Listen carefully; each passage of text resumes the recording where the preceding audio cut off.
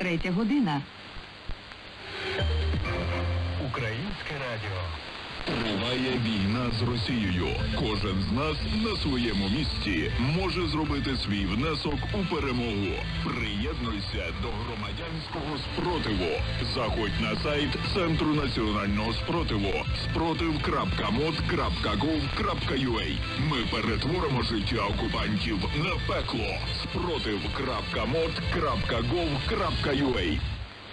3 година ночі в Україні, і традиційно у цій порі для наших англомовних слухачів, які слухають українське радіо в усьому світі, ми транслюємо новини англійською мовою. Отже, слухаємо свіжий випуск новин англійською.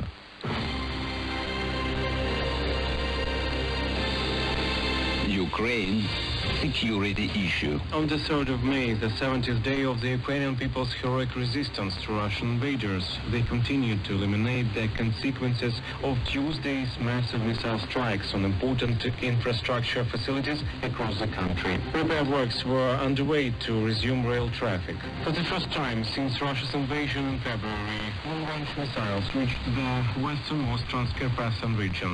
In the neighboring Lviv region, the authorities reported the destruction of critical civilian infrastructure facilities, which caused blackouts for 250,000 people. 2 civilians were injured. In the Mykolaiv region, 11 civilians were injured as a result of Russian missile strikes. Russian missiles again targeted the Black Sea port city of Odessa, as well as several cities in other regions. The General Staff of the Ukrainian Armed Forces said that Russia aimed to destroy Ukraine's transport infrastructure and power transmission facilities in order to disrupt supplies from the west.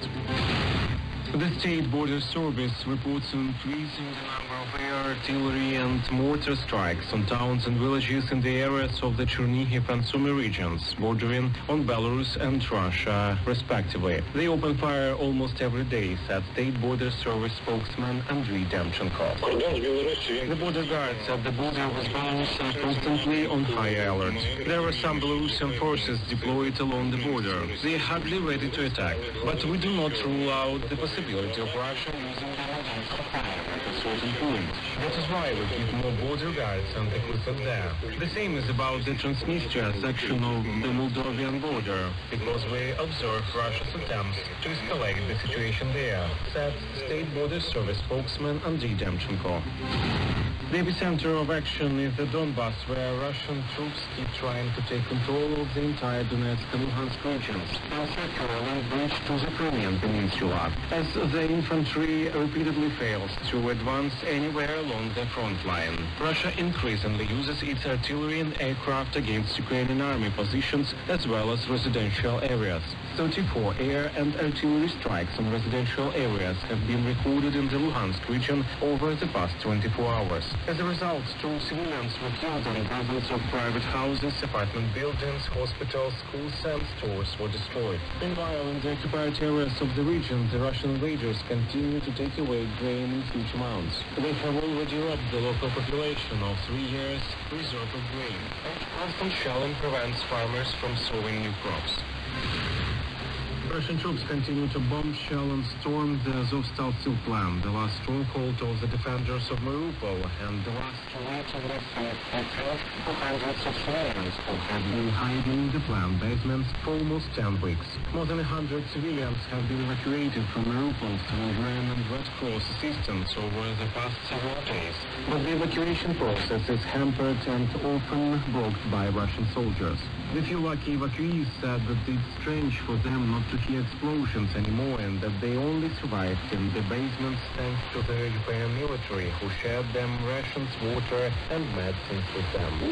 Frankly speaking, at one time we just gave up on all hopes. We thought we were forgotten and would never get out of there alive. We thank our soldiers who stay there. We are all with you boys. We would do everything on earth to get you out of there. Another evacuee says that hundreds of women and children are still there and that there is a great number of wounded and dead civilians and soldiers. They shelled the plant from weapons and dropped street-on bombs. There are very many dead and wounded. No one buries the dead because it's impossible. All the bodies lie on the slag heap. Meanwhile, according to the Ukrainian intelligence, Sergei Kiriyenko, first deputy head of the Russian presidential administration, has arrived in Mariupol to personally supervise preparations there for a Victory Day celebration on May 9th. The central streets are being cleaned from dead bodies and exploded ordnance, destroying banned vehicles and trouble. The cleanup works are accompanied by a massive propaganda campaign in which the Kremlin media are preparing to demonstrate the so-called joy of Mariupol residents welcoming their Russian liberators. The Kremlin's disinformation methods seem to have no limit. According to the South Operative Command of the Ukrainian Armed Forces in the occupied parts of the Zaporizhzhia region, Russian troops are given Ukrainian military uniforms. Wearing them, they are most likely to resort to provocations in order to discredit the Ukrainian military. Not a step back.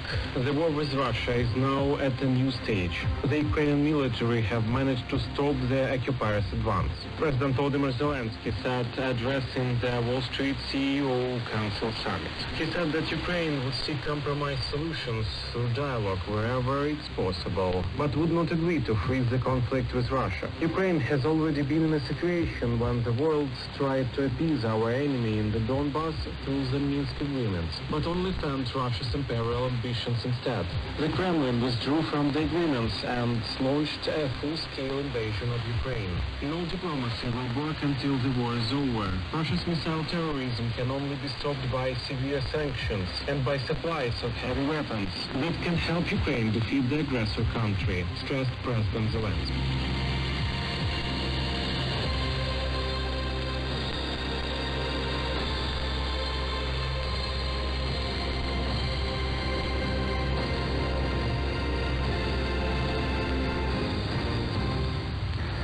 Слухайте Українське радіо, це був випуск англійської мови для наших англомовних слухачів. Далі, шановні друзі, в етері Українського радіо триває об'єднаний марафон провідних українських телеканалів, радіостанцій «Єдині новини» 2 разом. А зараз черга працювати в